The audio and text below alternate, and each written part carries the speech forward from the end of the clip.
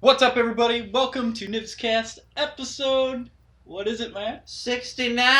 Build mom. So excited! It's a special episode 69. Not really. I just No. like that it's 69. We are recording on Sunday, January 15th, 2017. I'm one of your hosts, Aaron Lamping, joined as always by Matt Slade. I'm Matt. And Again. Josh Hancock's joining us this week. Hello. So start with some housekeeping. I alluded to last week that I was getting ready to announce a couple things. The first thing are the Extra Life mini streams. We did announce that, but I'm ready to put a date to at least one of them. So the plan is to do some smaller Extra Life streams throughout the year, and then of course we'll do the big one in November. So the first one will be January 28th, 12 p.m. to 6 p.m. Derek, Matt, Chuck, and myself will be streaming some Resident Evil 7 in VR. Very excited about that game. Probably... Well, it was on the top of my 2017 hype list, but then there's another game now. We'll talk about that a little bit later. It's a little tease for you. February, still undecided, but that will be the Wii U farewell stream, since the Switch is coming out in March, and that will be the March stream of Switch. So probably Zelda stream is more appropriate, but... There's a couple other games I'm excited for it, but we'll talk about that when we get there. Yeah, but I think that's the only real highlight coming out with Oh, the yeah. system. Oh, yeah. And then, of course, the unannounced thing, I wanted to make sure that my streaming equipment could handle it. It can. Nibs Play Live. Basically, just when I stream on Twitch, it will be called Nibs Play Live. And I hope to do that. I don't want to, say anything because I'll probably be wrong, but, I do want to do that multiple times a week. Still going to iron out when exactly, because the point of this is then I could upload it to YouTube afterwards so we have some more regular content. But I mean, my computer is not like a computer that's meant to render videos and all that, so even just slapping the opening slate on the front of it would take a long time. So maybe I just don't do the opening slate on those kind of videos. I don't know yet. I'll play it by the day and see what's going on. So we've got great news to talk about. We've got a Microsoft cancellation, Nintendo's big console. But first, what have you guys been playing? Nothing. Nothing at all. No, oh yeah. Oh, Josh bought me Overwatch. I've been messing around with Overwatch. Oh my goodness. How do you forget to mention Overwatch? I don't know. I got drunk yesterday. Fucked my brain today. No, yesterday was work party and it was free drinks. So. Yeah, that'll do it. I was 1 point away from getting my Xbox One for free. Ooh. Now, here's my question. You mentioned last week that you are interested in an Xbox One, and then we tried talking to you in a PS4. Whatever way you go, whatever. Are you going to wait for the Scorpio later this year? That's my thing, too. Do I wait? You might as well future-proof yourself. I mean, you've gone this long without it. Yeah. Can you wait a little longer? Yeah. Because then it'll give me time to save up. Yeah. Because, I mean, it'll probably be a little more expensive than what are they going for right now? $300, I think. So. Yeah, 300. I think the Battlefield 1 is $350 because it comes with the game. So. But I mean, at the same time, it took you a long enough time to get the TV that you do have, so yeah, it might be a while before you get a 4K TV. But I don't know about the Scorpio since they haven't announced anything about it yet. But the PS4 Pro, you can still pump it out in 4K and then it'll downscale it to 1080p on 1080 TVs, and it still looks crisper. Mm-hmm. So maybe do we'll something have to see what happens. I almost won it. I was so pissed. Yeah, our company dropped some money on those gifts. There was two 4K 55-inch 4K. I was about to say, if you got the 4K TV, then you could have definitely saved up for the Scorpio. Yeah, there's two 55-inch 4Ks, a normal HD TV, two PS4s, two Xbox Ones, 4 tablets, a bunch of Bluetooth speakers and headphones and gift cards. And you would have won a headphone probably. Just a dopey ass $10 pair of headphones they bought. No, they've got these 4K TVs and they went to Walmart and got $10 earbuds. Probably. Yeah. I mean, if they were But no, I've been playing Overwatch, really. That was the main thing. When did you get that then? Well, last Saturday when Josh came over, he's like, will you play with me if I buy it for you? And I'm like, oh yeah, I'll play with you. Josh, you're turning into Kyle. You're buying yourself friends to play games with. So yeah, I assume you just got him the $40 then? Yeah. Yeah. So I've just been playing. That's the difference between me and Kyle. He would have gotten the $60 Kyle would have got you the collector's edition if you wanted it. one. I'll do my. Kyle, they don't make the collector's edition anymore. You have to buy it off eBay for like $500. Yeah. I'll do my brawls to get my 9 wins for the week, and then I'll just hop into quick play usually. Yeah. So there you go. I need to do my placement matches for season 3 still, so I get the spray at least. I need to get up to that level to be able to do competition. It's only level 25. Yeah, it's not. I think I'm level 12 now. I'm about to say, like, if you just like actually buckle down, it doesn't take long at all. Yeah. I mean, but I say that, but like I started playing before the competition level was in, so I just never had to think about it. Yeah. Well, like, and then like I'll play brawl, and sometimes I'll do really good, and other times I get stuck with shitty people that don't know how to play. That's always the. Is the Genji on your team a god, or is he bad? Typically, the one on your team will Basically, be bad. will you win or will you lose? The one on your team will be bad. The one on the other team will somehow be godlike. Dude, I got super pissed that I didn't get play of the game when I was playing Super Shmita Bros. Because we're pushing overtime to defend our point. They're in the end zone on Hollywood. Was there So- a touchdown? Yes, there was a touchdown. They're in the end part on Hollywood, and overtime is still going, and I pop my super as Genji, kill like 5 people, and win, and then it's like play of the game is like in the beginning of the match. I'm like, are you shitting me? Like, I just won this match for you people. Was it you I played with the first time during the beta? Where like my first 2 play of the games were like Torbjorn, and like I just like waltzed up to their door and was like, turret. But that was back when you could actually upgrade it to level 3. Level 3 and be God. Yeah. Yeah. Well, like this one, I got 19 turret eliminations because it was Route 66, and they couldn't push around that corner, and my turret never died the whole match. Damn. Like, they'd get it down to like 70 health, and I'd run back and like heal it back to They 300. suck.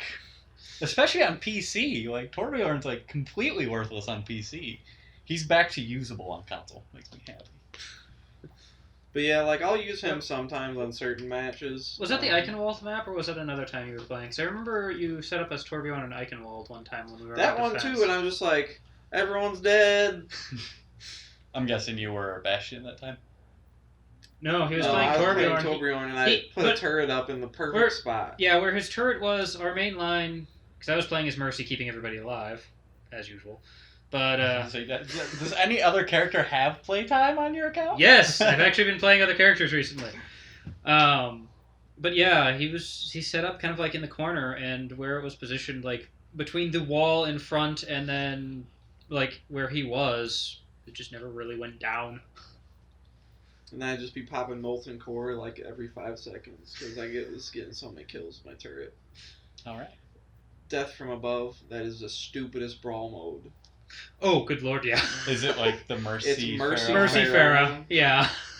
I played that once. Are and they that was good. recycling brawls already? Seriously? No, they, There's a mode called All Brawls, and Yeah, you just go they- through the queue. Okay. yeah, they've just made it so where you can play basically any brawl they've Okay, released. that's nice. But yeah, that one is the most Really, the retarded only one time I ever go in there, I do the death match, the 3v3 death match, Yeah. because that is awesome. Definitely not the way God intended Overwatch to be played, but it It- might be my favorite way to play Overwatch. Sometimes I get This Is Ilios a lot too, where it's Roadhog Lucio. Oh yeah. That's an interesting combination. So I'll play Lucio on that one, and I'll just pump out my healing juice, and I'll just be like running around just spraying, praying, and all my Roadhogs Is the survive. Halloween and like Lucio Ball included in that? No. No, unfortunately those are, not. okay. It's So only those the- stay only the around just for standard the ones. holidays. Yeah. I want to know if they're going to do something for Easter. An Easter bunny costume for Now some of the you can. characters. Still, I bet Tracer will have a costume. Because she has a costume for every damn holiday. Well, you can. I mean- You can buy their costumes with the points after the holiday too. Can you? Currency, yeah. No, you have to No. buy it during. You can buy it for currency during the event, but you have to. Oh well, you can buy the Victory RIP pose with currency. Really? Well, it's listed as selectable, even though it's locked. So Yeah, it's locked though. Like Oh. it'll have it'll have like the holiday symbol. You can only buy it during the holiday. Oh, Yeah. that makes more sense. I didn't look at it too interesting because it's like Yeah, no, because if that's the case, like Getting all I the- wouldn't be upset that I never got to 3,000 for Torbjorn. getting all these loot crates, and I'm like, oh, this is the same shit, or this is a spray. I don't need more sprays. Yeah. That's how most of them are. Have you logged on? Well, of course, since you guys just recently played the Diablo. Did you get the Diablo like sprays? Those are and skins? automatic. Yeah. Yeah. Yeah. I also actually played. At first, I didn't know what they were. I was like, "The fuck is this?" I also played through the Diablo 3 Yeah, special I event meant to thing, put that on my list actually. which really wasn't all that spectacular, but it was something to do for an hour. It was something to do for an hour, but I'm just like, God, how much does Blizzard actually hate Diablo? Like, they clearly don't love this game anymore.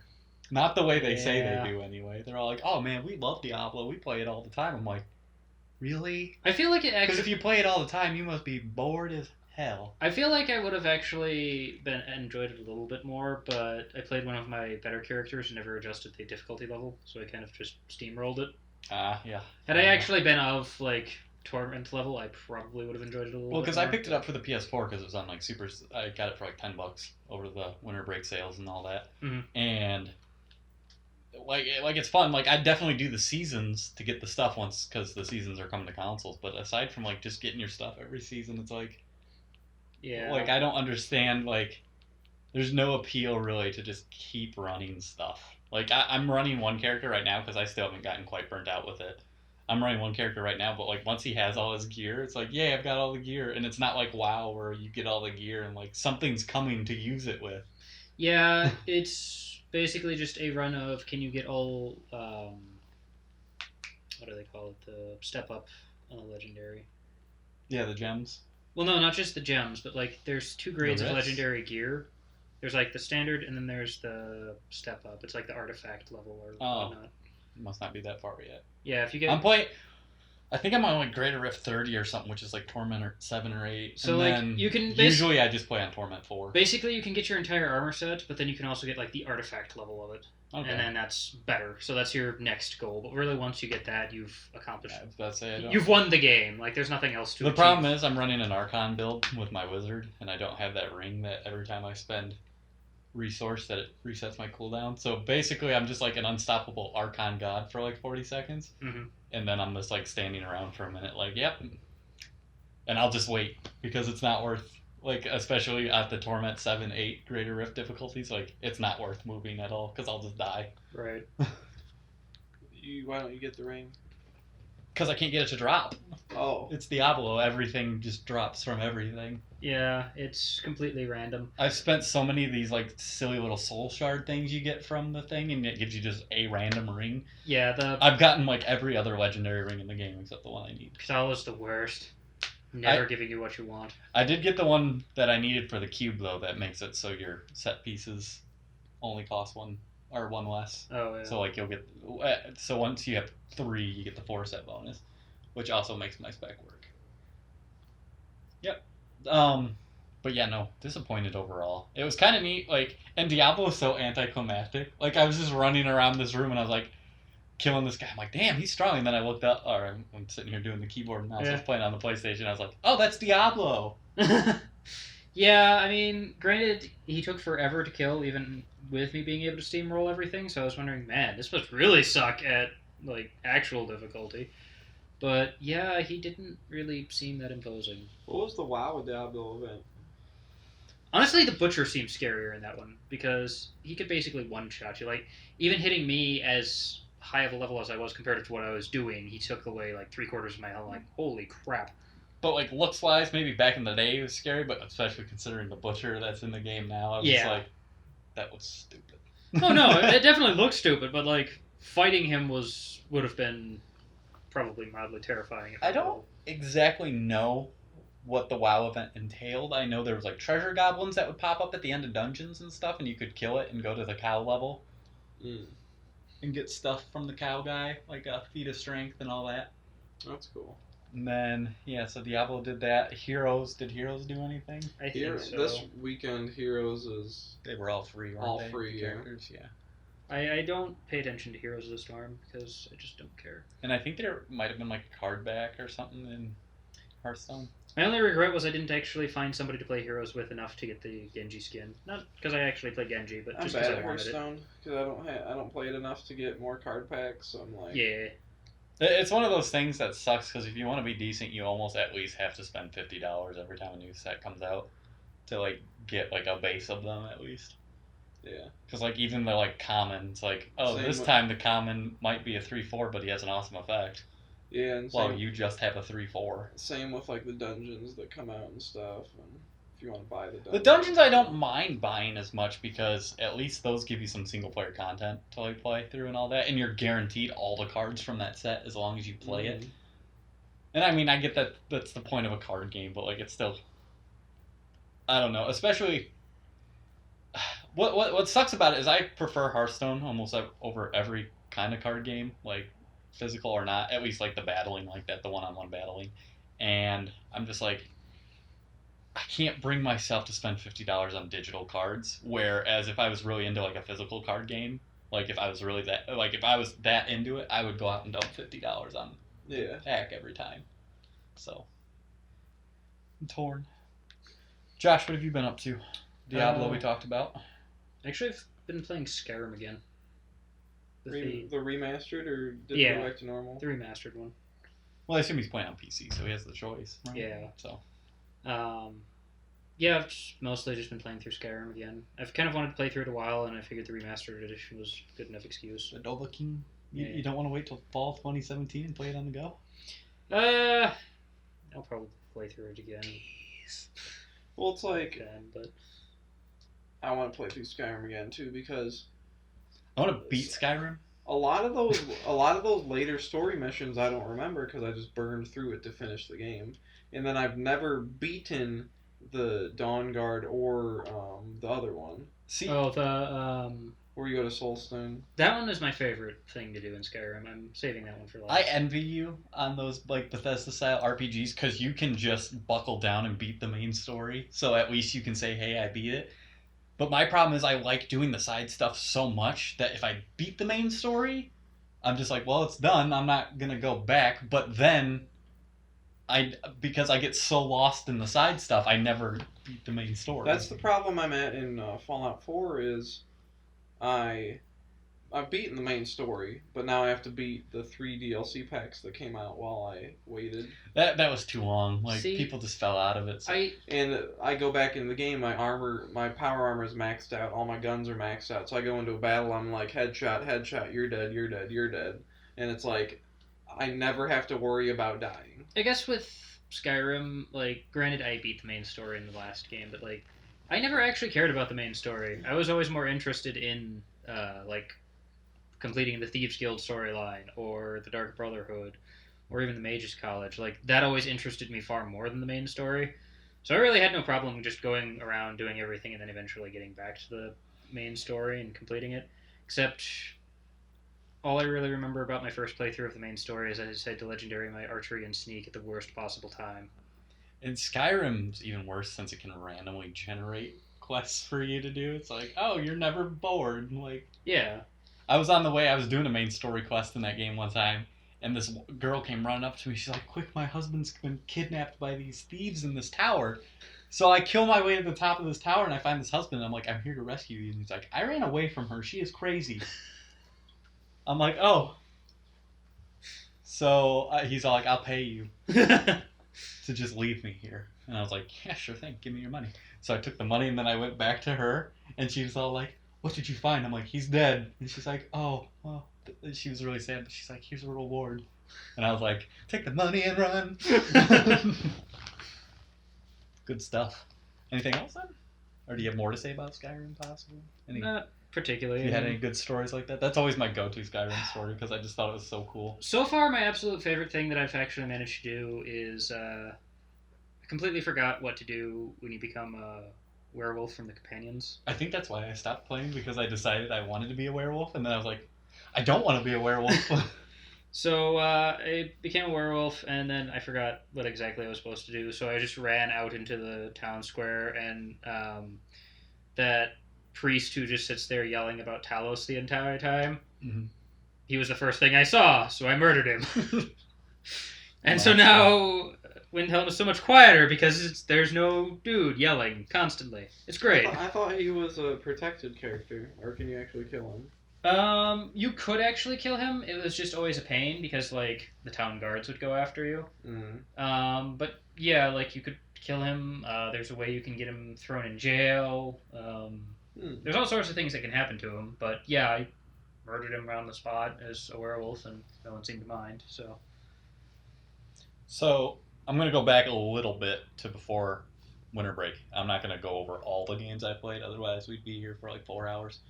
Because I had basically 2 weeks off work and all I did was play games. It was great. It was everything I wanted and more.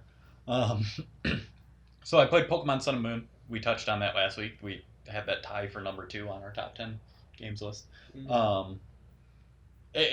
We talked about it last week in detail, but it's got that Pokemon secret sauce. There's a big focus on original Pokemon, which was really appealing to me. Some of them have different forms, like there's a black Rattata, and like Muck, like had to start eating like other things because there wasn't as much sewage, so he became like colorful and all that. So, and like that's what's great about it. There's reasons for all these variants on them. Like the Rattatatas are dark because they had to become nocturnal, for example. So neat little stuff like that. Like Mike touched on, they got rid of the HMs finally, so you can just fly whenever you want without using a move slot. Thank Christ. Some of those moves I heard are still pretty decent, but I've never heard of like a competitive team, especially that has an HM equipped on it. Yeah. So, yeah, like I said, if you want to know more about that, you can listen to last week's discussion. Mike went into it in detail in particular, but it's a really good game. Shadows of Mordor was a game I picked up on the PlayStation Winter Sale that I was actually really surprised with. I think this was like a 2013, 2014 game, somewhere in there. Yeah. But honestly, like, I'd been playing around with the idea of playing Assassin's Creed 4 Black Flag again. Because I was thinking, like, the pirates, that's what I'm craving. It wasn't pirates, it was just the simple but fun combat of the Assassin's Creed games that I was craving. Do you think it's more like Assassin's Creed or Batman? I got more of an Assassin's Creed vibe. I got more of an Assassin's Creed vibe. I played Unity, and I'm playing back through Assassin's Creed 3 again, because I got it for free. I think 3's a good game. Like, it definitely didn't run particularly well, but I like the story. I got it for free as part of, like, the Ubisoft 30-year thing, because it was the last game they gave out for free, so I'm just playing through it now. Well, what a big, like, F you to end on, like, Assassin's Creed 3. Like, they should have ended on something a little bigger than that, I think. Yeah, I don't know. Here's Wildlands for free next year? Ooh, that'd be cool. I'd be like, my computer can't run this, but thanks for the free game.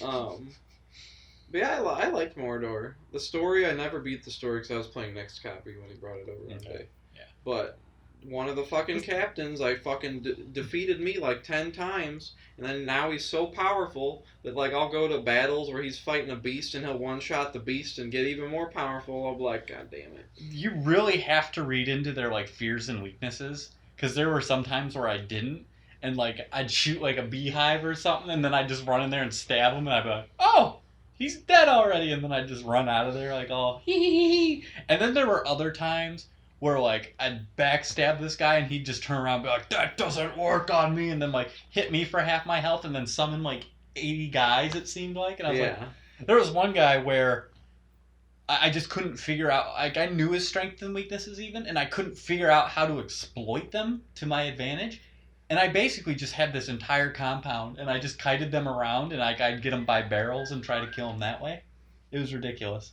The nice thing about it is kind of like the Assassin's Creed games, as long as, like, you spam your block button, you won't die. So, you might not be very effective at killing things, but you can at least, like, grind for, like, a half hour. Like, there were a couple other times where, like, you'd get in that situation where, like, half the place is following you, and you run out of explosive barrels, and you're like, well, crap.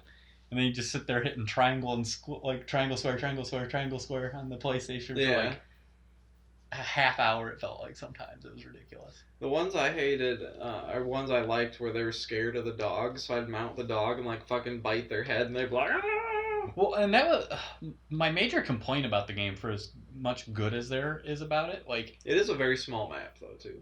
Well, there's 2 maps. Like, halfway through the game, you go to another place. Oh yeah, I never got to that place. And I mean, I don't mind that. It was open world enough to feel open world, but it wasn't like, it didn't feel open world necessarily for the sake of being open world. Yeah.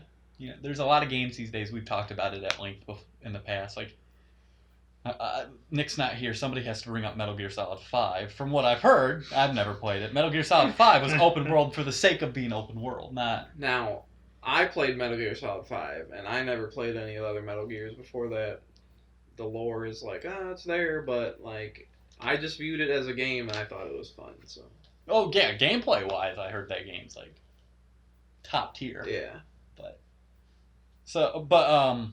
the ability to, like, infiltrate ranks, because the whole point is the ranking, and you don't get the ability to, like, take one, like, when you're fighting a captain, you can take them and brand them, and then you can be like, go kill the guy up from you, and then you can meet them where they're having their battle to decide supremacy, and you can help your guy. That's cool. And, like, you infiltrate the ranks. And that's basically the back half of the game. What you have to do before you can, like, finish is you have to have those top 5 guys on your team. Because you need an army to go fight Sauron. The chieftains, yeah. I don't know when it takes place either.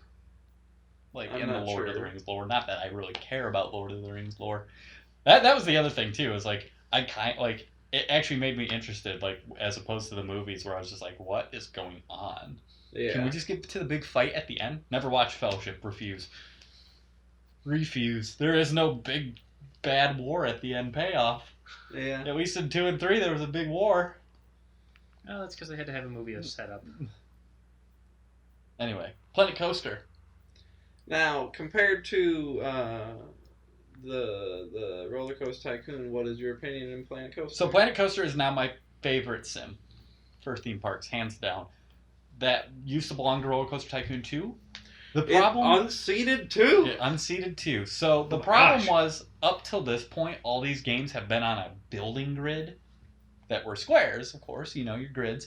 So that would make going, like, diagonal a pain in the butt. So, like, if you use the diagonal piece, you might not be able to go with... Like, you could never do loops if you were diagonal on the grid. You know, you couldn't do, like, fancy stuff. This game, there are grids to help you build things. But, like, you can... There's a cursor that you can drag that lets you, like, angle the track whatever direction you want to go. You can make custom loops. You can do preset loops. The building tools are very strong, very good. It's kind of complicated to add scenery to stuff because of that. Because you can build in any which direction. So, like, what's nice about it, though, is, like, if I angled my station and I want to build for my roller coaster and I wanted to build, like, a building, I can click on the coaster and then hit grid, and it'll grid based off the angle that's at. Okay. Which is nice. I'll have to boot it up and show you guys. I haven't played a ton. I played a ton. I probably played for about 6 hours, but I have like 4 rides in my park because I'm just so meticulous on stuff. I don't play the game for money and for the scenarios. Now, do you like I just career want to. No, Or you just I'm in free-playing it? sandbox. Okay. Like I just want to build stuff. It would get complicated if you're playing for career and stuff because unlike Roller Coaster Tycoon where it would just like bill you for like, oh, there's this building, it would just cost this much to run every month. No, like if you build a balloon stand, you have to pay that guy to run that stand, and he'll like get mad. Like there was a guy making like $500 a week to sell balloons at my theme park.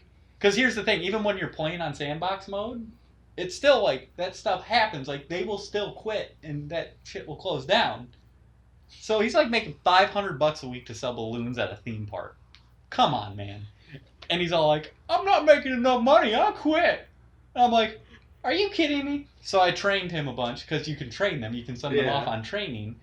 And then he makes like $8,000 a month to sell balloons at a theme park. So he's pretty happy. Same thing with like the janitors and all that. And the clowns that walk around and shit. Okay. I want that job. I want to get paid $8,000. Right? I'm like, I'll take $500 a week. Yeah, really. That's like $2,000 on any given month. And like, I seriously considered like crowdfunding this game when it was in alpha because you could still play it.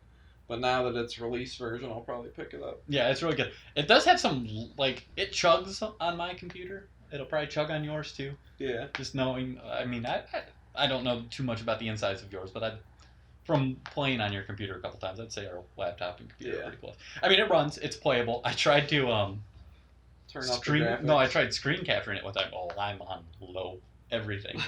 I tried to screen capture one time just because I wanted to do some Let's Plays of that, and I'm gonna have to like run it through the capture card because it came out even worse when I was just trying to screen capture it. Like, at least like the way I play it, it's like visible. This was like like just chugging along. It was awful. But no, I'm very happy with it. I'll show you guys what I've been working on because like I spend like 2 hours on each roller coaster because like I get the roller coaster the way I want it, and then I'm like, it needs scenery. Because the scene, well, and what's nice about it too is I know this Now, in Roller Coaster Tycoon 3, this was the case. But again, I didn't like 3 very much.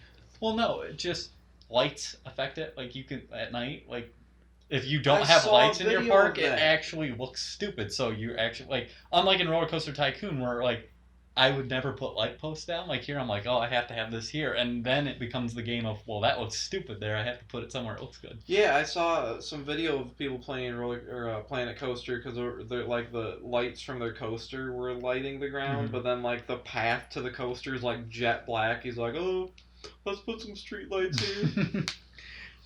Yeah, and I mean, I've another problem I have with that game is I do watch like Let's Plays. Like there's a guy named Z-Top who plays the game a lot on YouTube. And he just makes me feel like shit. Especially his buildings. Like, if I could just have him build buildings for my roller coasters, we'd be a perfect, like, tandem. Because my roller coasters, like, blow his out of the water.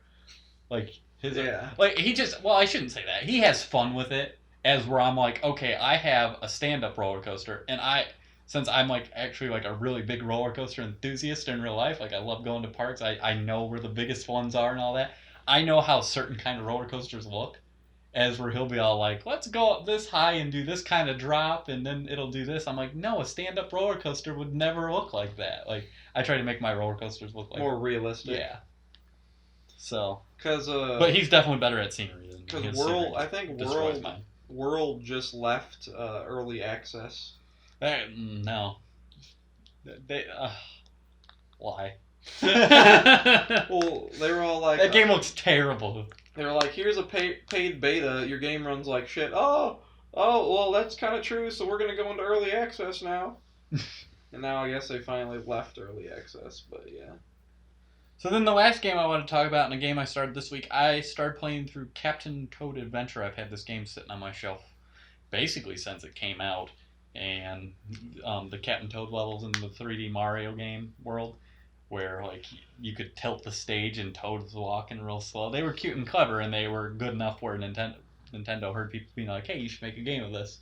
And what inspired me to play this is, as we'll talk about soon, the Nintendo Switch got a launch date, and I got my hands on a pre-order, so I was like, you should probably finish up that Wii U catalog. I think it's doable. The only one that might give me a little fits is Xenoblade Chronicles X. Yeah, that's... Because I'm like 10 hours into that game.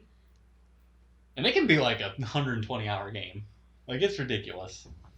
Yeah, that's one of those time investment games. It's really good, though. Like, I enjoy the hell out of it when I play it. I just hit the point where I was grinding and, like, another game came out, so it's just like, yeah. Next.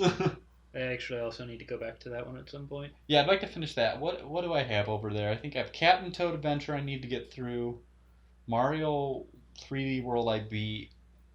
A lot of my games like tennis and stuff are just like games you play with other people. Right. Pikmin 3 I need to finish up.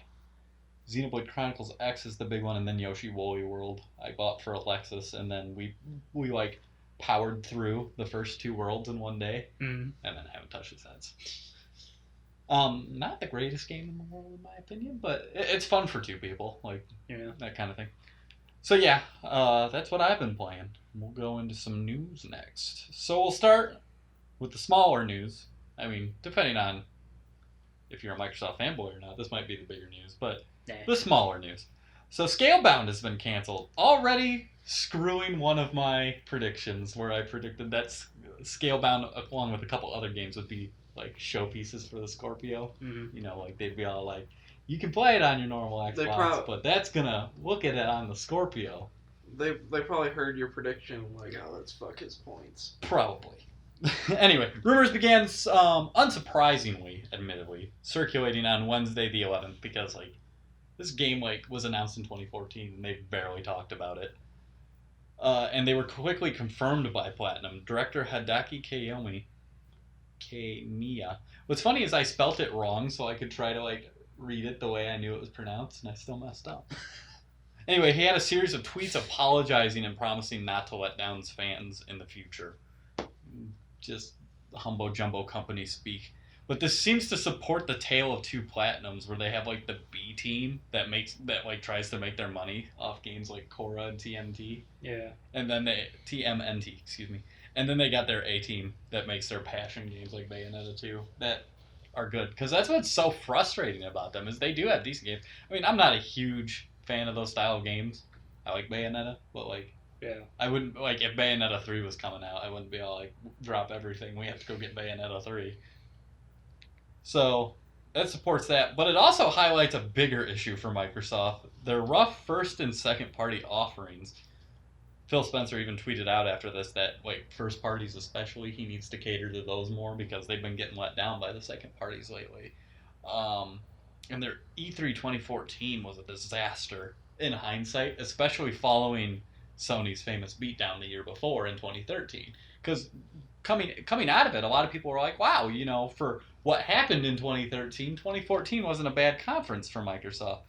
Here's what they had. Project Sparked was announced, which came out but has since been pulled from all the stores, even their digital store.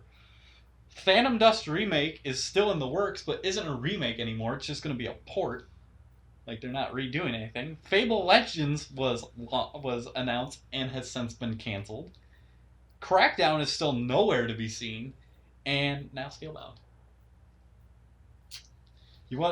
I mean, you don't really care because you're just going to play Battlefield, but Yeah. it's like, you still want that Xbox?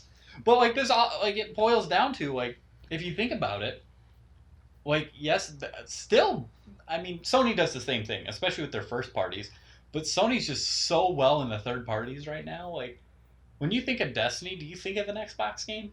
Like, it is on Xbox, but most people think of it as a PlayStation game. Same thing with a lot of this stuff. Like, if you see a commercial, like, for example, Battlefield's a good one. Most people probably think that's an Xbox game. Because commercials end with the Xbox Live. Like, those commercials go a long way. And Sony's in bed with most of those third-party groups that are on multiple platforms. So when you see, like, a Call of Duty commercial nowadays, it's on PlayStation.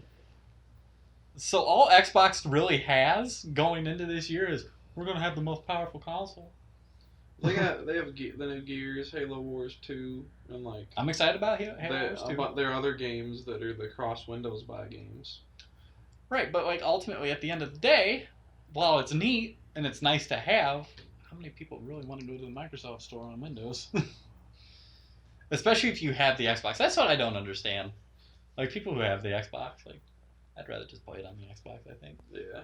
I mean, some games run better though, so maybe if you really care. My Xbox and PC are probably on par though for running games. Yeah. So. And the only thing I could think of is like if you want to play Halo Wars since it's RTS on PC. True. Mouse and keyboard would definitely be better for that. I'm surprised have they not added mouse and keyboard support to the Xbox yet? I don't know. Yeah, I have no idea. I think you can play mouse and keyboard on some games. I know if you have PlayStation added it, but like it's only for certain games like Final Fantasy 14. Yeah.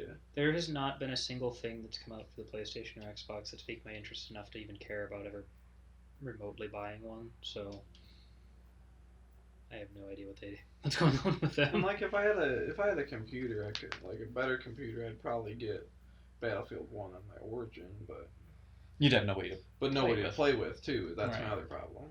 I mean, Battlefield is one of those games. Like if Destiny were to ever come to computer, I'd consider it there. Yeah. But like Battlefield, like I don't know if I'd ever consider a game like that, just because I'd want the bigger base. Because like that's the thing. Like again, back to the third party, Star Wars Battlefront had more people playing on PlayStation, like on the first day than 2 times more than PC and Xbox combined. Yeah. Like, yeah, at a certain point, especially with these online games, you got to look at where you're going to get a healthy community, like where these games are going to. So speaking of Battlefront. What's your opinion on people exploiting glitches and then the publisher punishing people for purposely exploiting glitches? It's the publisher's right. Like you sign up for that in terms of service. But if they know about it, fix it. Yeah. Like why should it get to the point like if you go, "Oh, somebody's exploiting that," fix it. Yeah. Yeah. I think what was the one? It was like the idea of being like, "Please don't do that." No, just fix it so I can't do that. Yeah, like At the same time, though, they have the right to ban people if they Yeah, want. it was forget what game where you could go like inside a wall and become unshootable. Oh, that was the Overwatch glitch, yeah. And because that one Blizzard couldn't find out why it was happening.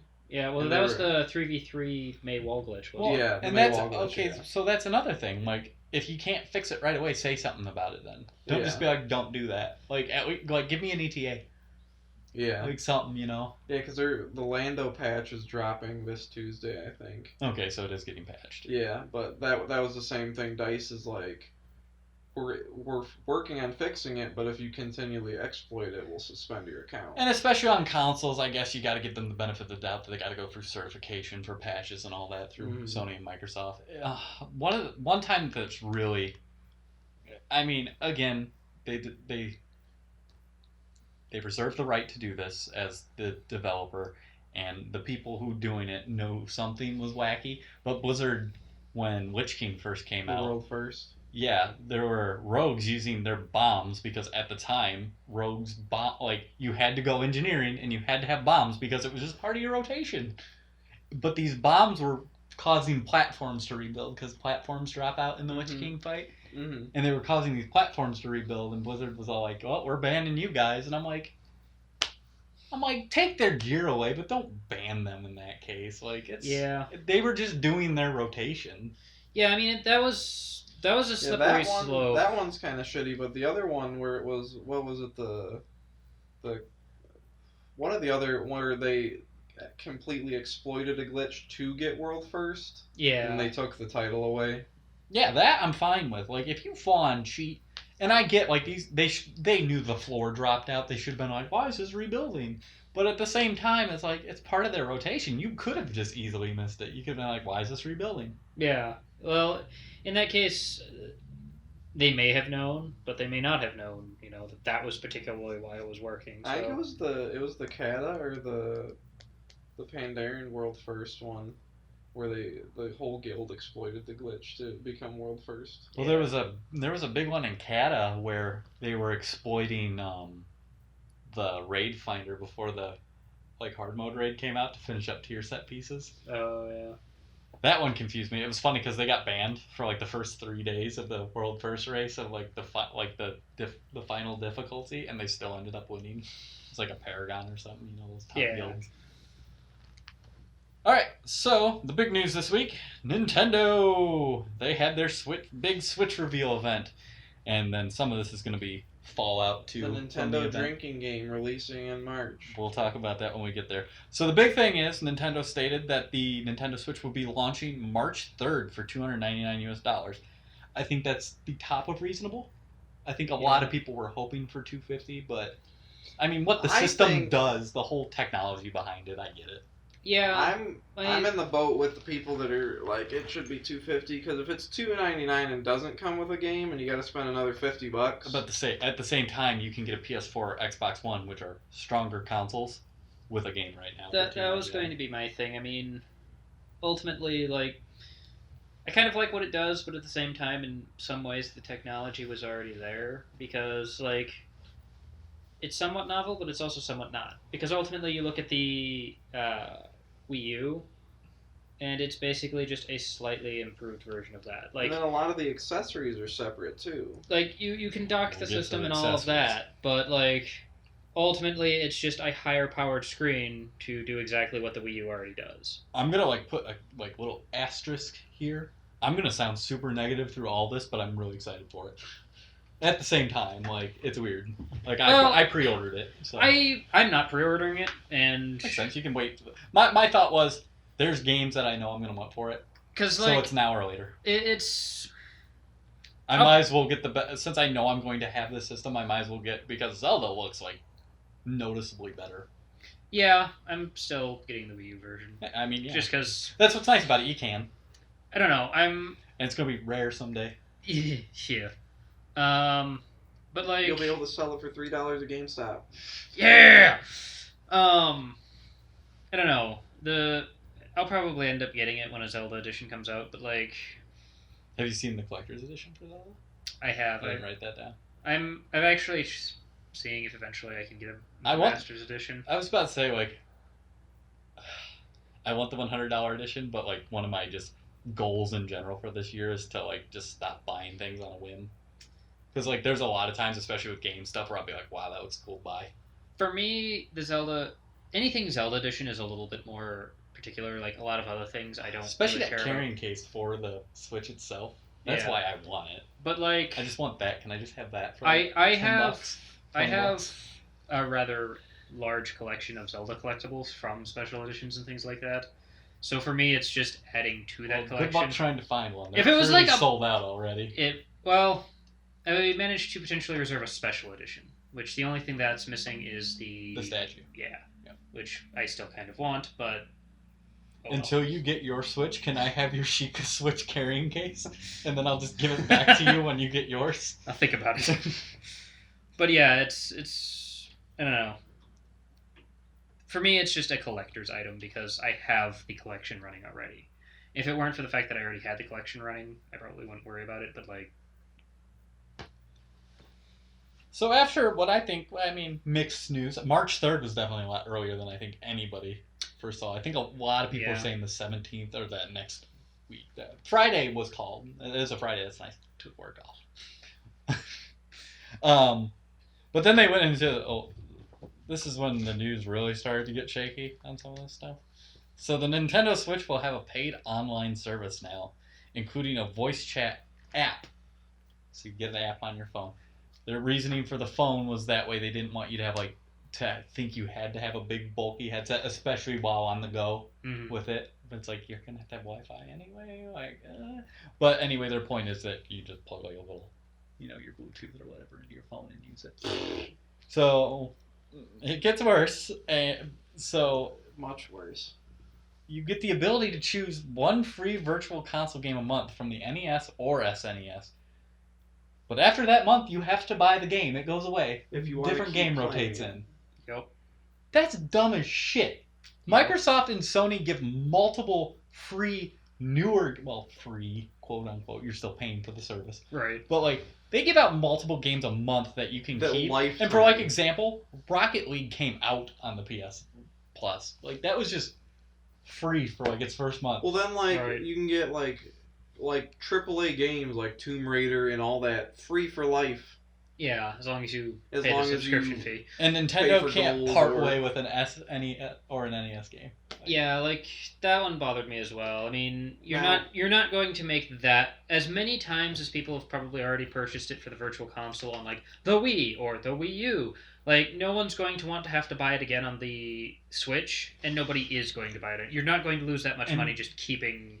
And Reggie free did games. real quick. Reggie did do an interview during the day after, and he was asked, "What about all the virtual console games that we've purchased already?" Mhm. And he said, "We have more to announce about that coming up. Don't worry. We know how much money some of you have spent." Yeah, but still. And- it's- But it's probably gonna still have an upgrade fee or something stupid, from going from the Wii to Wii U, where it was oh, you bought this $10 virtual console game, well, you can just move it over for $5. Well, or they could finally, do what they should do and just create a Nintendo Give you account. it, yeah. So you can do everything on multiple devices. That's the one thing that still kind of makes me sad with my exactly. 3DS. I still have my one 3DS that I carry for the small one for doing Street Pass, but I still play on my new 3DS Right. for everything else. For actually Why being able to can't- not hate life. Why can't I actually do that on share everything on both consoles? So if I happen to want to take my new 3DS to play a game on the go and still do Street Pass, it doesn't make sense. Exactly. I could get an Xbox One now, sign into my Microsoft account, and have all of my 360 purchases on my account that I can download. Yeah. I don't know. I guess at least they're trying, but they're not doing. And I well saw enough. one of the top posts on Reddit the other day in our gaming was it was a picture a guy created. He's like, why can't Nintendo just do this with their subscription service? It was an example. It was $5. You get the NES and SNES. For $10 you add the 64, and for another $5, and for $15 you add the GameCube in there too. Well, and what I just don't get, just let me keep that game. Yeah. That too. Like, why can the other people give me AAA games and these old games that you're not paying anything to put on the system? Like, it's not like you're getting licensing fees or anything. You have the licenses. Right. Why can't you just give me one old game a month? Yeah. And the AAA games that Sony and Microsoft are giving away are third party. Half of them are third party games too. Like, Yeah. You might be sad to hear Miiverse. Well, nobody cares about Miiverse, but Miiverse and Street Passing are going away. Oh, At least not coming to the Switch. Like, they'll be on the old stuff. And I- it is important to announce that 3DS and Wii U will still have free online. right. They're not charging. I assumed that I didn't really care. Like, the Street Pass stuff, I don't care about for the Wii U because it was never really that good anyway. So, like, as long as they keep it on the 3DS and support that, that's fine. now Miiverse was relatively stupid. I mean, the only memories I have of doing anything were throwing the potions in Wind Waker HD Praise that the said sun. Praise the Sun, yeah. So, like, none of that actually disappoints me. My only positive Miiverse was that Smash Brothers stage where you would be like, if you won, you could draw a picture and like people would just write terrible things because it wasn't filtered. They'd be like, Yeah. autism transcends.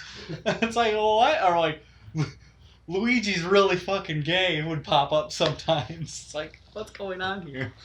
Somebody won this match with Luigi just to write Luigi was fucking gay. I wrote on Nick's Miiverse. I wrote these nuts, and it was a black background. And I just erased for his teeth.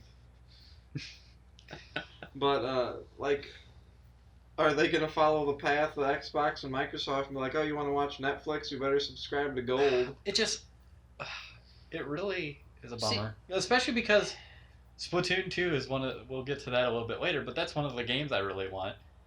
And there is a free period for this. The paid service will go live sometime in the fall. But it's like, I don't like that. It really just bums me out because like, oh, so I'll play Splatoon for as long as I can, and then My thing is, unless the service gets better, I'll just be done with Splatoon multiplayer, I guess. see, that's the thing, and I feel like there's not going to be. They're already going to be struggling to get units sold in my mind because it's not going to be as strong as. It does not have a good competitors. launch lineup. Not as strong. Yeah. It has a pathetic launch lineup. It's a bad time to launch a console. It really doesn't have a lot of promise going forward because so far, I mean, yeah, there's a few good games coming out, but like, not enough to really move a console. And it's like- And again, to that point, specifically, Reggie was asked about Mother 3 and Metroid, and he said, listen, we're trying to be focused at this event. Talk to me in a year, and we'll see where our library's at. And like, But still, it's like, this isn't the time. right? Like, you guys are losing? Yeah. So with the fact that they've got a weaker system, they've got a poorer launch lineup, they've got a poor forecast for games. You're not really going to have that many units anyway. From what I can tell, there's not really a lot other than maybe Splatoon. Like, there's nothing that's really promoting people to buy the online system. Yeah. Like, even There's got to be something, and it's. I was going to say this for the end, but it is important to announce that they probably want to keep some stuff in the bag for E3. probably. Probably. But like, I feel like they're either going to have to announce more for the online system, or they're either going to end up scrapping it or completely revamping it within a year. Because like, exactly with that too, because what you have is you have a system console launching in March. Kids are still in school. Nintendo's always been marketed towards kids. So why don't you launch it in June when kids get out of school? because of Zelda. Okay. Zelda forced this system's hand. There is Yeah. no doubt. Look at the launch lineup. Like, Zelda's it. Like, they basically just ran out of And, time. like, I They wanted to understand- put Zelda on the Switch, but they couldn't keep delaying Zelda. I Right. understand about Zelda too, but it's like then fall, winter, holiday this year, you have a potential of 2 other consoles launching. Right. And then also with the online service, it's not like Sony and Microsoft where I can add friends easily and play with them. You can just get on your phone and do it, man. Come on. Yeah, that's gay as shit. Come on now. Friend codes. And the other thing too is like, okay, you're gonna launch Splatoon, which is a multiplayer game, Right. and you're gonna have online service. Now, are you gonna be like Microsoft and Sony and charge $15 a month for that service? See, that's the other thing. I don't know that they've actually announced pricing No, for they're it. not. They said they will talk about it later. Because Because I think And they know. that's Because 2 years outside of ago. Mario Kart and Splatoon, what else are you playing online? Right. Street Fighter 2? Yeah, Come that- on. I know Street Fighter fans are excited about that, but not enough to warrant paying for the service. Right, and 2 years ago is when Microsoft and Sony upped their online prices, I believe. So yeah, Sony was very recently. yeah, it's just one of those. Again, it's one of those things where there's not enough there. There's not enough incentive. There's not enough anything to warrant anybody paying for the online service. So Vote with your wallet, folks. All I can say. That's the quickest way Nintendo's going to That's have what the I- message. honestly, that's that's going to happen anyway because But then no again, one's Nintendo might not get the message. but that's what I say about Probably. pre-ordering digital games, and people still pre-order and the game's still shit. So I'm sorry, Matt. I wanted that Resident Evil 7 theme, and I'm pretty confident Resident Evil 7 is going to be a good game. It's Yeah. getting just the 4 hours people got to play. Anyway, I digress. Keep going with your point. No, that's it with my point. well, yeah, but I don't know. I'm just thinking of kind of how the Wii U has sold. Then we haven't gotten to it yet, but there's more downfalls. to Well, this let's launch. Oh, yeah, sprinkle I in know. some good, shall we? The Switch is region free, which a lot of people got really excited about, and I mean I get to be excited, but until the Wii U and 3DS, Nintendo's always been region free, so it's not anything really new for Nintendo. No, they're they just getting weren't. back to it. They weren't. Every console that they have ever made has been region locked. I could have swore I read somewhere that it was just the Nope. Wii U and 3DS. Even back to the NES days, because there was. Well, it's because they were separate systems almost. Well, yeah, one was a but Famicom. even after that, the N64. And I think the some of Wii- the stuff you could rig up to do it, couldn't you? The earlier consoles, yes, because all it was a little chip that you could just rip out, and then it wouldn't really register the DRM. But every console they have made thus far has been region locked, so that is actually a big deal I'll for rephrase. Nintendo. As opposed to their competitors they have in the past. They're getting back to it a bit. I don't know. A lot of people are excited about it. That's cool. I mean, especially they announced a couple games that are they're Japan only. Japan only. It's Yeah. you're gonna sell 4 of these things in Japan. But Might see- as well sell to the 8 people who are gonna buy it here. Which luckily, But see, because they got rid of region locking, so they don't have to go through the whole rebranding or anything. Now they just have to worry about some people buying it, and they don't.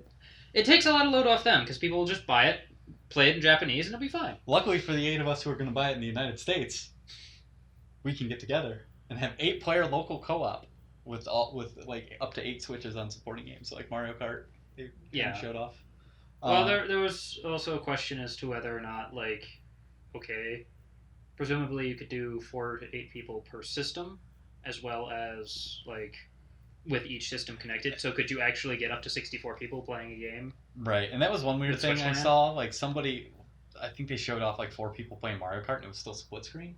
Unacceptable. Yeah. If I bring 4 of these things together, I should just get my own screen. It was like playing on Mario Kart on the Wii U pad. Yeah, it's why does it do that? Yeah, why am I split screen on this? It should have been a 5-player game. That person gets the screen to themselves, and then the Oh TV my god, splits. dude! I almost speaking of split screen. Apparently, a Sonic game tried to do that, and it ran rough. Speaking of split screen, at New Year's Eve, Alex brought over his PS4 and we were playing Black Ops 3, Mhm. and we were playing co-op zombies, and the third player, instead of having the whole top or bottom screen, had a box and they blacked out the sides. So it still put it in the middle, but then blacked out. They put it in the middle, but then you black the side, so it's not a full bar like every other game when you have 3 people co-op. That's fine. At least one person doesn't have the nice screen while everybody else is screwed. But I was over like, with. whose idea was this? There have been a few other games that have done that over time. Well, let's get back on the bad news train. So they showed off the Joy-Con controllers in more depth. I mean, they are what they are. Especially using them separately. From everything that I've read, they're actually quite nice controllers, unless you try using it like an NES controller. But the That's nice thing miserable. is there's the strip. Even with that, it's Oh, miserable even with because that, it's just that's- so small. That sucks. But everything else I've read about the controllers is they're actually pretty nice to use Yeah, in every other situation. the controllers themselves. So it has a share button, which will capture screenshots right now. They said video capture will come in a later update. With the page. And it's it's a motion control, and it's nice. Unlike the Wii, it doesn't have to Right. have a bar or anything. I heard it's somewhere between Wii Motion Plus and the Vive stuff. Definitely not as good as the Vive controllers or anything, but Right. it's better than the Motion Plus. It has an IR camera on one of them that helps Yeah. track the stuff. But here's the bad news. If you want to get a set of Joy-Cons, so the right left Joy-Con, it's gonna run you $80 for both of them. That's the combo pack. It's gonna run you $50 to get them separately. So if you just want one, and it's gonna run you $70 for the Pro Controller. Wow, that's a lot of money. Have they come natively with Rumble, or was that an attachment? The Joy-Con comes with Rumble, I know. I don't know about the Pro Controller. I know the Pro Controller supports motion.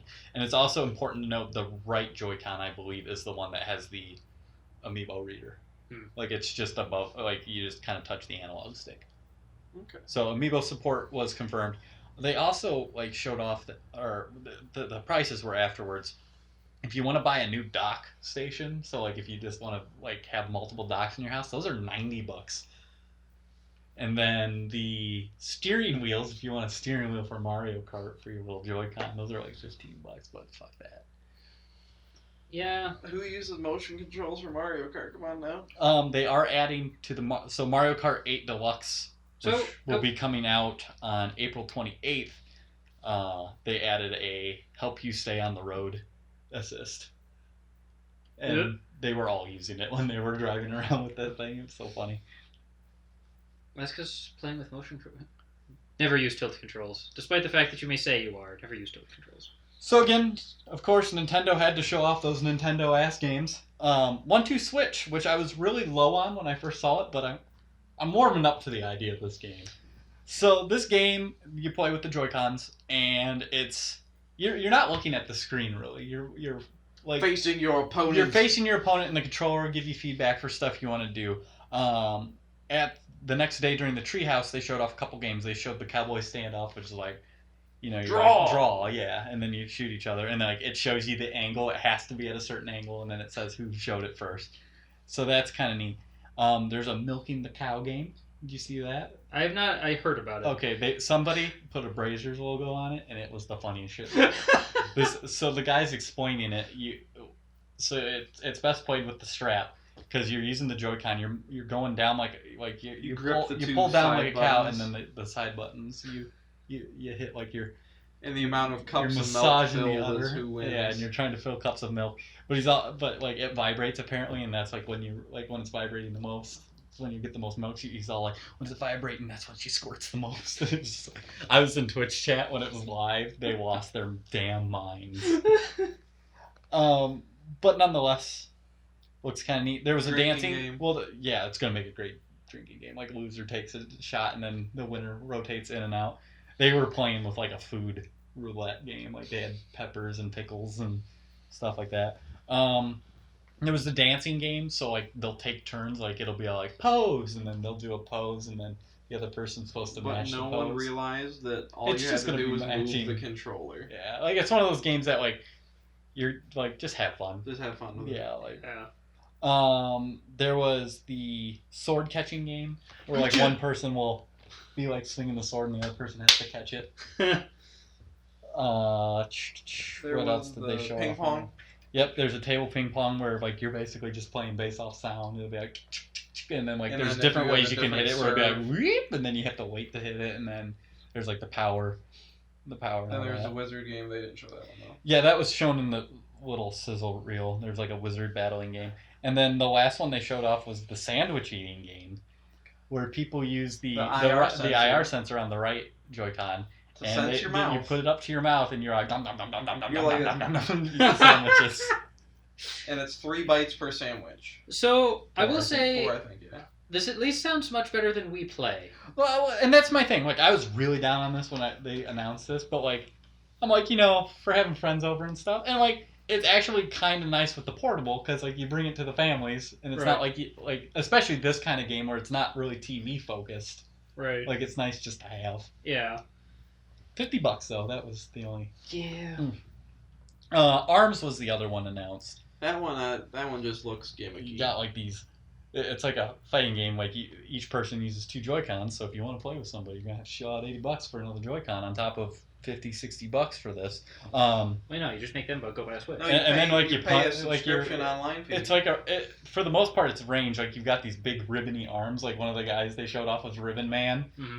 There was like Ribbon Man and Bouncy Girl, and like their arms just like fly across the stage at each other. It's like a fighting game. It And looks then, like it could be. one of the guys had like giant mace balls. Another one had spinning blades. This is one of those games for me. Unlike you one, could like curve your fist too. unlike 1-2 Switch, where like I could bring it to anybody's and have like anybody could have fun with it, even people who don't play video games. Mm-hmm. Arms is one of those games that like I'd play with you guys a couple times and then we'd just be bored. So Right. I don't really want to spend money on it. So then they announced Splatoon 2.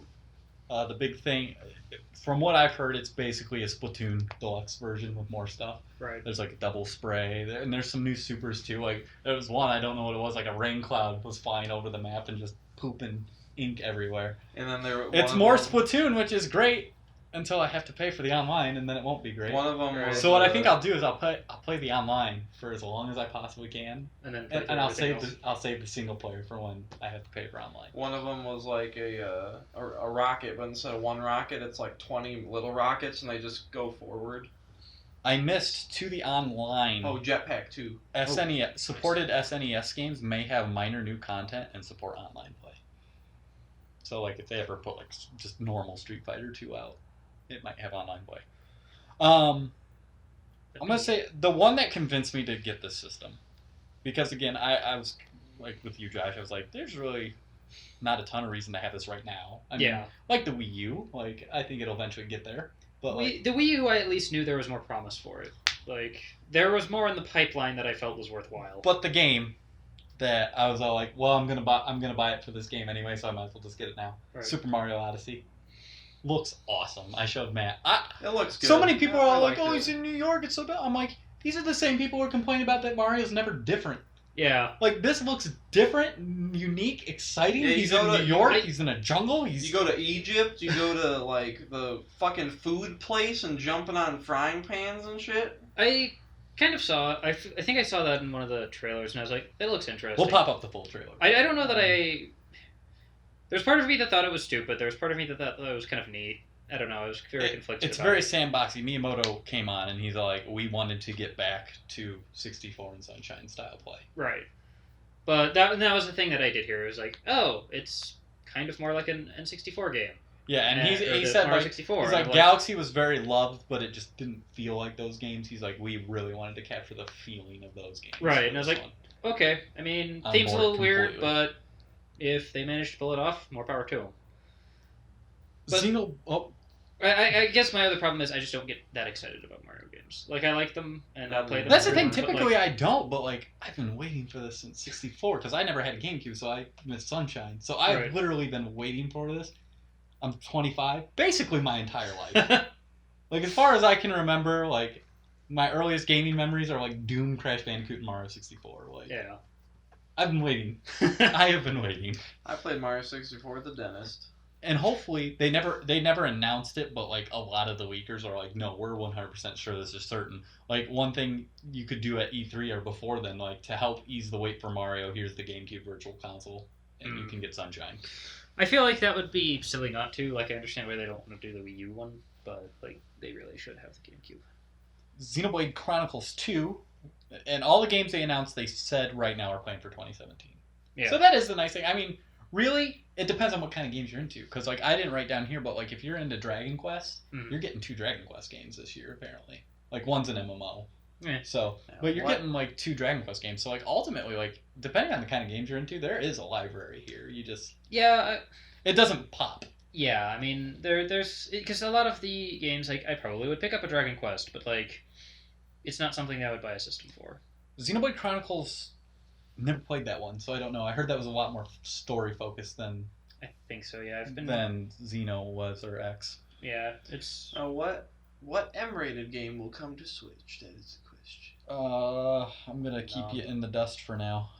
It's coming up. Don't worry. Oh, I didn't see it.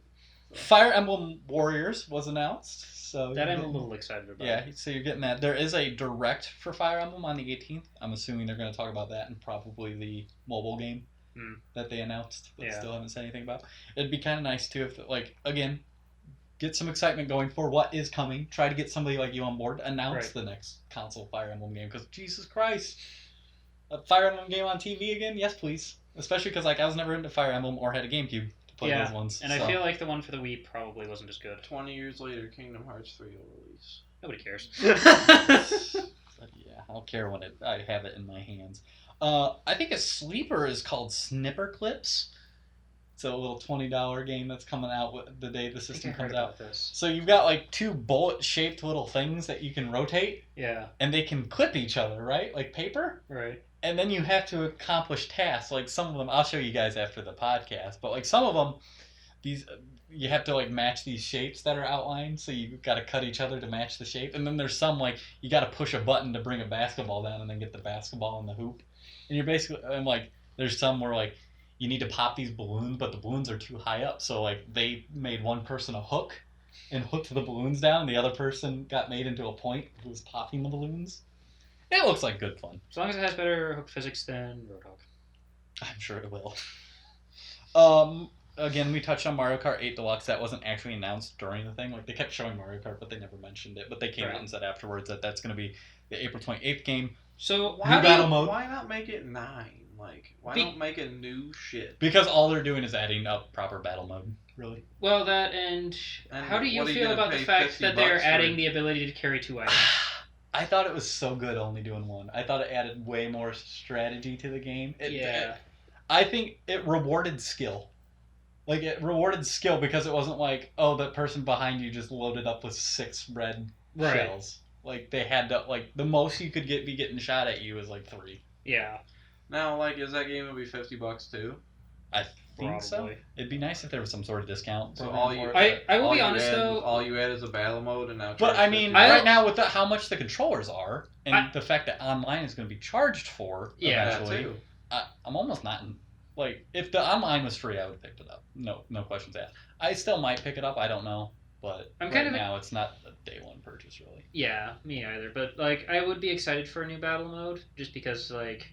Battle mode is something I always enjoyed in Mario Kart, and the one for the Wii U was just garbage. Like, that was the absolute worst part about Mario Kart 8 was battle mode. It was garbage. Well, yeah, and like I said, they finally put correct stages in. Like, there's squares now as opposed to just the whole track. Also, they added Boo back as an item, which... Boo's an item? There's like a feather that you can jump real high with or something? Oh, if you jump over people, it spins them out or something. I didn't read about that. I just saw that they added Boo back, which Boo's back is nice. I have wanted that as an item forever because that was always just fun to be like, oh, you've got a nice item. Mine. The girl and boy Inkling are in this one. Yeah. And Boo is a character, and Dry Bones is a character that you can raise as. I would be way more enticed to get this if they had actually added more tracks, though. Like, that's what kind of sucks. I mean, I realize there's a lot of tracks in the game already because it does come with all the DLC. Yeah. But I'm like...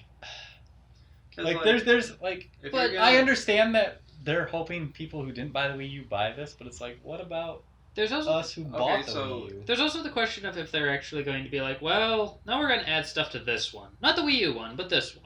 If you're going to be working on a new battle mode and, like, working on this game for however long you're working on it, why not just make new racetracks? Why not just call it 9? Who knows? No. And like I said, like, even if they added, like, 2 more cups. Yeah. I've been more enticed to get this. Yeah. Especially with everything else. I don't know. They probably will for DLC. Because here's the big thing, like, I'm at least going to have 2 controllers to play this kind of game, but they're going to be the Joy-Cons, so, I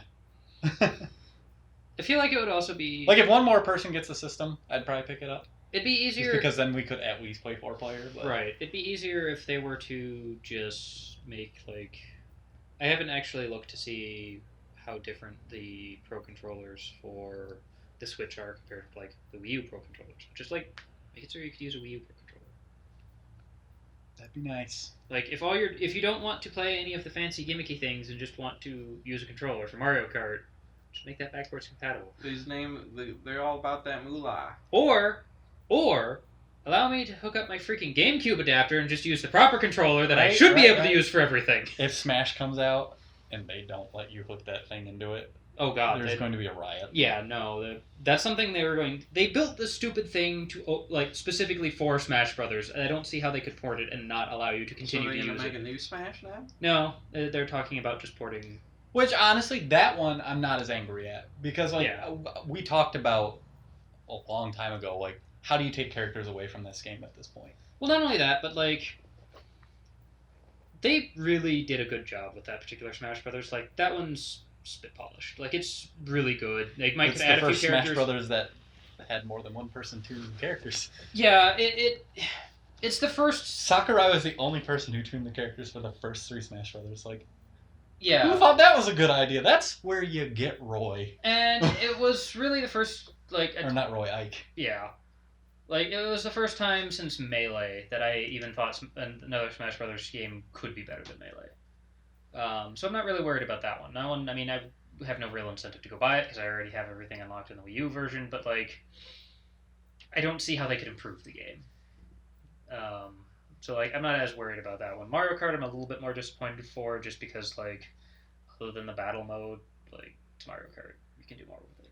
Smash Brothers, I don't know that they could do more with it.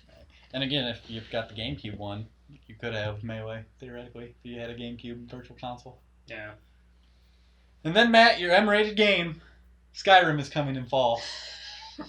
Todd Howard did not say the HD version at all. He didn't say it wasn't, but he didn't say it was the HD version. Now is it gonna be... And it adds to the problem that, like, especially if you look at the launch lineup, this thing is getting nothing but games that are really old.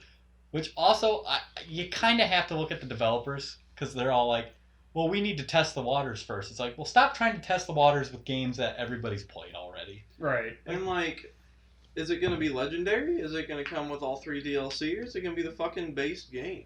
I feel assume like it'll at least come with the DLCs. Yeah, it's gotta at least come with DLC. I doubt it'll have mod support, though, but, you know. Probably not. Fuck, you saw how hard they had to fucking dick with Nintendo, or Sony and Microsoft to get that. Yeah. That'll never happen with Nintendo. But, yeah, I mean, like, I'm kind of excited about that, because, like, if I were to own Skyrim This for would be console, a good launch game. Yeah. Like, you finish Zelda, what else do you need to do? You just kind of pick around at Skyrim. Like, Right. that could keep you busy. But at the same time, it's like, okay, granted, there's a lot of hype for Skyrim. It's a really good game. Like I said earlier, I'm playing through it again. And I'm not even playing with mods, just the base game. It'll run on it. It should be okay. Yeah, but like... Outside, like, if it doesn't, they probably just put some fogging so the field of view is less. Well, and I mean, it did not run on PS3. It was garbage on PS3. But it ran just fine on Xbox 360. And the Wii U is stronger than the Xbox 360. And this isn't much stronger than the Wii U, but it is stronger than the Wii U. So Right. there's zero reason this game can't run a version of Skyrim. Yeah. Yeah. Because, I mean, even the base game doesn't look terrible. Mm-mm. Yeah, no. So it's... Then again, I played the base game on PC, so it already just looked better. Yeah. It's just one of those things where it's like, okay, that's great, but... It's like when I put all the mods, I add trees and stuff, and I play a different version, I'm like, it's so empty. So then it's coming to a close. And this would have had more weight had they done this first, I think. Mhm. I think Mario should have been the closer. That would have been like the all-in-one more thing. Probably. But because it just lost its weight. They were teasing the Zelda launch date so hard. Like, they were all like, the Japanese guy was like, let's throw it over to the Nintendo of Europe. And, you know, he said thank you. And now let's go to Reggie. And Reggie's all like, Miyamoto, when's Zelda coming out? And Miyamoto's like, I don't know. What to ask the producer of Zelda? And he's like, I don't know. We're going to have to ask the boss of Nintendo. And the boss of Nintendo's like, well, let's watch this trailer and see. And it's like, at this point, it's like, if this does not come out on March 3rd when the system launches, nobody is going to buy your system ever. Plus, no one's getting out of that conference room alive. Like, if there are other people around. Holiday 2017! So Legend of Zelda Breath of the Wild is coming out on March 3rd with the system. The Wii U version is also day and date. It's not like what they did with Twilight Princess where they're all like, hope you can find a Wii, otherwise you're waiting a month. Now, I don't think it was quite a month, but it was a while. are there bundle versions, or did you have to put it in your cart separately? Nope. When you pre-ordered it? I'm going to try. You can get up to 256 gigabytes of extra storage on the card, and then it supports up to 2 terabyte on hard drive separately. I'm going to just get a big card. I'm going to try to go digital, because even this giant-ass Zelda game's only like 13 gigs. Yeah. And I mean, I know there's risks to going digital, but like, I haven't put a new game on my shelf. And I put a Wii U game on my shelf this year, just about, and the rest of it has been just download. And especially handhelds, like I've gone digital on my Vita and 3DS, and it's just nice to have all my games. Yeah, it adds the little extra, man, if this thing gets stolen, I'm boned. Right. But it's nice just to be all like, That's the account bound thing. not Why carrying can't they go cards. account bound? Right. Why do they have to be device bound? Yeah. But anyway, that's the goal to go digital. So Honestly, out of the entire thing, that's pretty much the only thing I'm really excited about because that game just. have you seen the new trailer? I have. Okay. Did you watch it in English? Yes. Okay. I was showing it to Matt today. I'm like, oh my god, this one's in English, and I had to sit down and watch it the first time I watched it. Yeah. Since the press conference was streamed in Japanese, and then they had somebody talking over it, but like when they Right. got to Zelda, they just had subtitles. So. Yeah. Yeah, he's like, Aaron's. No, like the only thing that I kind of had a slight hesitation was like it sounds like they added voice acting to this game. I don't know how I feel about that. That's, like Zelda's gonna be like, Link, what are we gonna do? Yeah. I really hope that's the case. But yeah, that's kind of my only hesitation with it. But at the same time, and I was talking with someone else on this, it's like we've already seen the absolute worst that it can possibly be with Link having voice acting from Do you think the cartoon and the CGI. Do you think so- Andromeda will come out on Switch? They said they would look into it, but it will not launch on Switch. Andromeda? New Mass Effect game. Oh. The Scott and I got Mass Effect boner. And Rockstar's just said no for Red Dead 2. Go fuck yourself, Nintendo. Basically. Well, doesn't seem. Well, again, like you've got a console that's already got a 50 million install base in the PS4, and the Xbox that's at like 25, 30, somewhere in there. Yeah. And then you Like, got why would you waste time for a system? that's less. You'd have to downscale your game. Yeah. Yeah. Which, I mean, in some instances, I don't feel like that's as big of a deal as anybody makes it out to be, because, like, a lot of people don't make games to max out the console usage anyway. But It's nice that I can limit Overwatch to 30 frames a second on my laptop, so it actually runs on my laptop. oh, does it? Yeah. Nice. Yeah, I mean, Everything's blurry graphic-wise, but Yeah, I can still shoot people and stuff. it's so. kind of pixelated because I do the same thing on my laptop. Like, I have it locked at 30 frames, low graphic settings, and everything is kind of blocky. Now, but On Wi-Fi, function. sometimes I do get some lag, but it's rare. I've It not happens. really noticed that bad, except for the one time your Wi-Fi just like decided, nope, not working, and kicked me off BattleNet. Yeah, it was weird. Anyway, more back on Nintendo. More info will be announced before the launch, they said, and like I said earlier, remember E3's coming up. Like this was a weird time to have this because they needed to like put their cards on the table, but they also couldn't just put their cards on the table because they needed to announce stuff other. But I mean, you could have been like, Metroid's coming, Mario's coming, Honestly, this is coming, and then have E3 to talk about them. I would have been more tempted to go buy a Switch if they had said they were making a new Metroid game. Like, that's the one. My biggest disappointment with the Wii U is there was not a Metroid game. Again, Reggie, he was specifically asked about Metroid and Reggie, and he said, we know how people feel. He's like, we read the message boards. Talk to me in a year. Yeah, But why? that Which doesn't. could just be why speak, postpone but he 2018? specifically said Metroid and Mother And 3. And what then if we get answered. another thing of Federation Force? Like, I think they know they can't do that I anymore. am not. I honestly, as much as we always say Nintendo learned their lesson and then they do something stupid, I think they learned their lesson on that. I don't think they did. Until somebody gets up there on the stage and shows me a perfectly competently built Metroid game, I have no faith in them on Because that. they were like, guys, look at Federation Force. Isn't this awesome? And everybody was like, we want to burn you. And they didn't talk about it ever again, even the day it came out. And they didn't tweet anything. They didn't say anything. They were just like, it's here. That's fine. Enjoy it. Until I see something in front of me that says that is actually the case, Now what they're I gonna hold no do faith. is they're gonna show all this cool Metroid stuff, and the case is gonna be all cool, and then you're gonna boot up the game. It's gonna say Federation Force 2. No.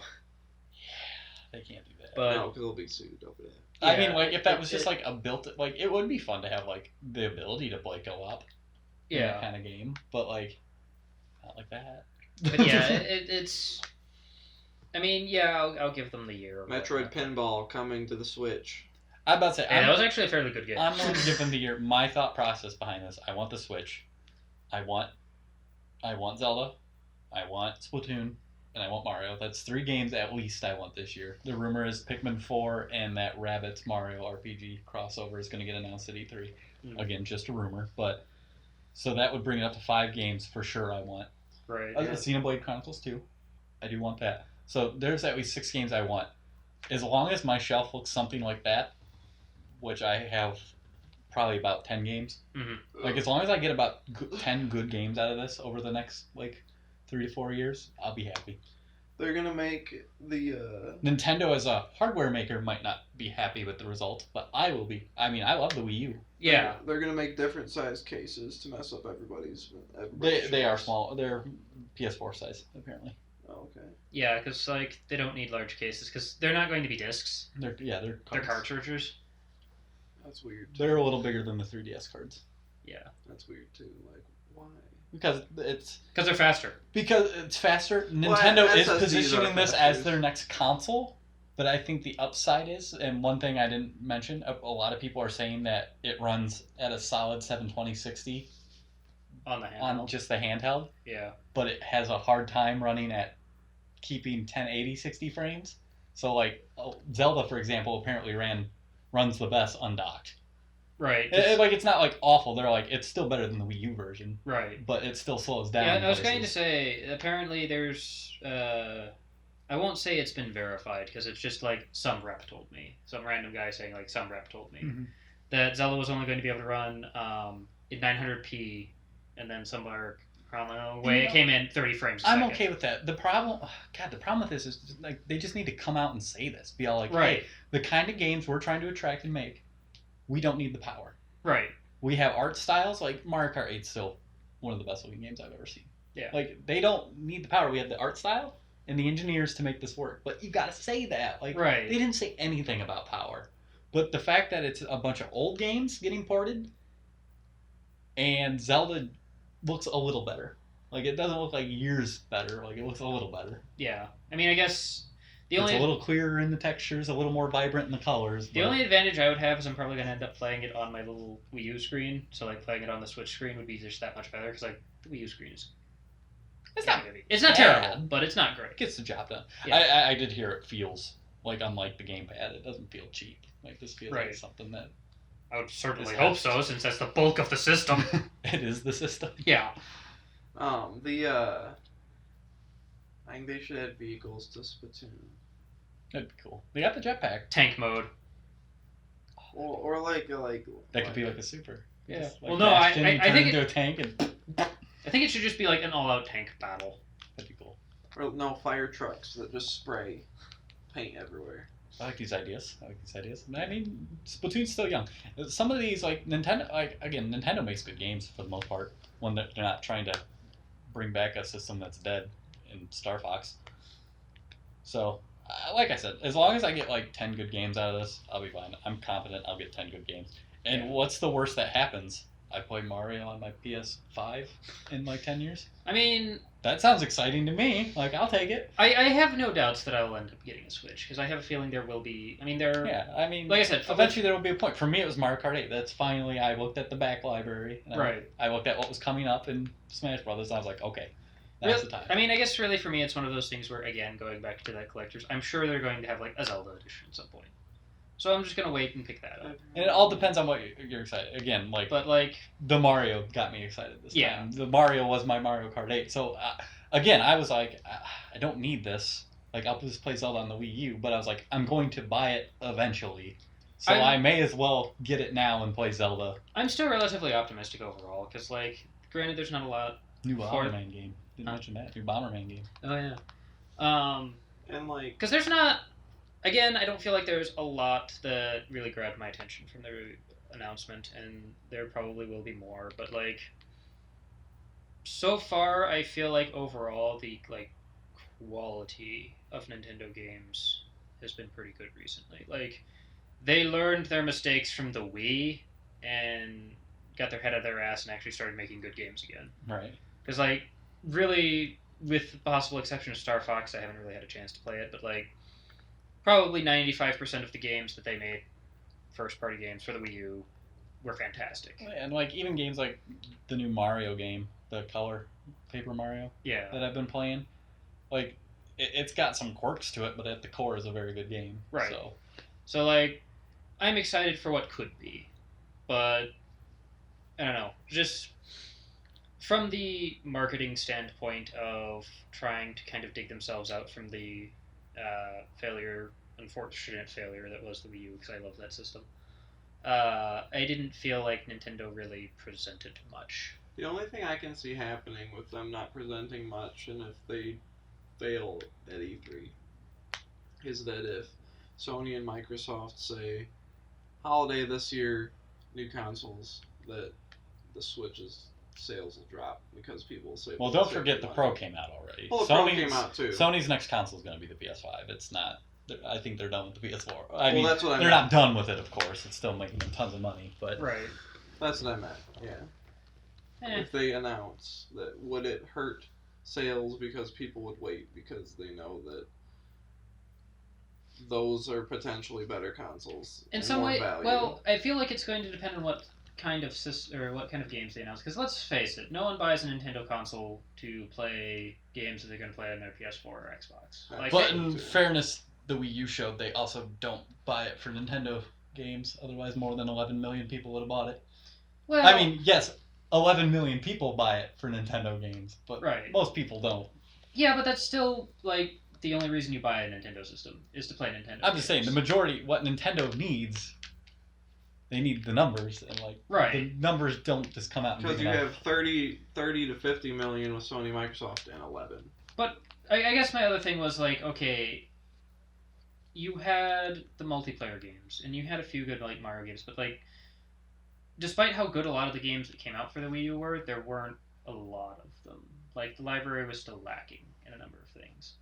It's Like like no third party people wants to make Nintendo. Even going for the first party games, like okay, Well, at the same time, too, the first parties are all like, "Oh, we'll try it," and then they give us a 5-year-old game. Nobody wants to play a 5-year-old game. That too. Like Skyrim's different because it's Skyrim, but like Disgaea 5 is one of the launch titles. Like what? But here's the thing. Okay, we're actually getting. I'm trying to remember and make sure I have this right, but yeah, it is the first actual new Zelda game for the Wii U at the end of its life cycle. The only Zelda games we've had for the Wii U have been Virtual Console, Wind Waker HD and remakes. Twilight Princess HD. Like, we haven't actually had a new Zelda game. We haven't had a new Metroid game. Like, yeah, we had a few new Mario games, but like a lot of the core franchises. I mean, in fairness, 2 years ago they said the Wii U's dead. Yeah. Move everything to the Switch. But like, we haven't seen the games that sell the Nintendo systems come out for the Wii U. Had there actually been, like, had Breath of the Wild come out earlier, had they had maybe a Metroid game, had they actually had something more than just Mario Kart, Smash Brothers, and things like that. Had you patched out needing the gamepad, because Yeah. then you could have made the better games and not been all like, "Oh, we need to use this." That was their problem. They're sitting there staring at this gamepad, being like, "We need to use this." Just have it as a screen. Had they actually had that, I feel like the system would have sold better. But because those are the franchises that sell their systems. And because that was lacking, so Breath of the Wild I think will kind of help the Switch out a little bit. If they actually do pick up and bring out more than just a good-looking Mario game, they'll have a chance at selling more units. They'll never be able to compete with Sony and Microsoft. But they'll sell enough units If you to could keep sell afloat. like 30 million units of this thing, it'd be a success after the Wii U. Yeah. But they have to actually come with a library, and even if it is majority first party, like I think having a good console Fire Emblem game is a good start. Having, something beside the multiplayer games and Mario games, because that was really all that came for the Wii U, ultimately. I'm going to throw one more point out there after. I'll let you finish real quick, but I'll throw one more point out there. We can talk about that for a few minutes, but then we need to wrap up soon. Right. We're going very long. But yeah, it's. I think if they have a core lineup that actually will gain an audience, they'll, even if it's only first party support, they'll manage to sell better than the Wii U and be good enough to somewhat keep afloat. I still think ultimately they're going to end up having to go third party, which I guess will be fine. Yeah, I mean, because of their stocks went down like that 5% too. after this. Like, Yeah. if they announced, "Hey, we're making an Xbox game" or something, like it'd be like. Because that's true. Because at the end of the day, they answer to the shareholder, not their customers. Last point. I forgot to mention, depending on game and brightness, the gamepad by itself will last 2.5 hours to 6 hours and will work while charging. And it charges via just a normal USB cable. Now, can I like fast charge it like my phone, or am I gonna have probably, to sit there for 6 I have no hours? idea. I think they announced too the Joy-Cons have like a 20-hour in the Pro has like a 30-hour battery life. I'd So- imagine it'd probably be a faster one. I mean, it's basically modern battery. They're using USB-C. Oh, they're using C, not micro. Yeah. Okay. So like, I would imagine it'd be. Yeah, 'cause C, I think, uses the 2 amp instead of the 1.5 or whatever. Yeah. So it should be fine. Anyway, we finally got Josh here on a Nintendo News Week. Usually Usually his it's turn in the like- line, like right after his turn in the line, it's like big Nintendo news, and he's a Nintendo guy. So. Yeah, like that's the one I pay attention to. So anyway, thank you guys so much for listening to this week's NIBScast. NIBScast is a production of Nibs Media. If you liked what you just listened to, go ahead, like us on Facebook, subscribe to us on YouTube. I always get those Donate to our stuff. Extra Life. Donate to our Extra Life. Check us out. That'll be on Twitch because we had problems with 'Cause YouTube for whatever can reason. Suck our balls. Share us with a friend. I'd like to get up to 100 YouTube subscribers so we can actually change our URL to Nibs Media as opposed Oh, to you have to have 100 subscribers. jibble to do jabbly. Yeah, it? Okay. you have to have 100 subscribers to prove like you're like a real business, which we are not. So So we're lying, but prove it. no, like if you get 100, Oh, you if can you change get it. 100, you can just do it. Okay. If without you can prove you're a verifying. business, you don't have to have 100 Oh, videos. okay, okay. So like if you were starting like a business, you yeah. could automatically do it. Okay. Yeah. That makes more sense. I was like, why would you have to prove you're a business if you're not and still have 100 subscribers? Anyway, until next week, I'm Aaron. I'm Matt. I'm Josh. We'll see you guys next time. Bye-bye. That was a meaty show. That was good. That was good. Start 2017 off good. That was only like an hour and a half. I thought